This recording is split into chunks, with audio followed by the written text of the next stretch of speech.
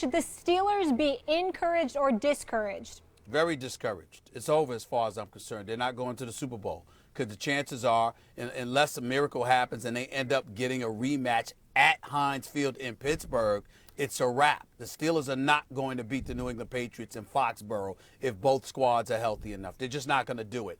This defense has been suspect for quite some time. I've been saying it for weeks.